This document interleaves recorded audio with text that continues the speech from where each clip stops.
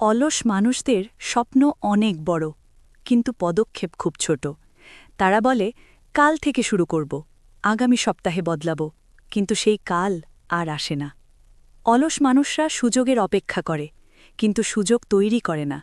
সময় হাতে থাকলেও সময়কে কাজে লাগাতে জানে না। তারা ভাগ্যকে দোষ দেয়, পরিস্থিতিকে দোষ দেয়, কিন্তু নিজেকে প্রশ্ন করে না।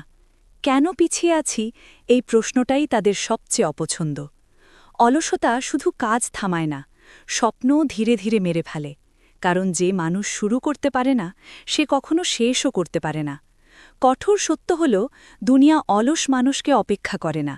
সময় চলে যায়, আর সুযোগ অন্যের হাতে চলে যায়। যে মানুষ আজ একটু কষ্ট নেয়, আগামীকাল সে সম্মান পায়। আর যে আজ অলস থাকে, সে কাল শুধু আফসোস করে।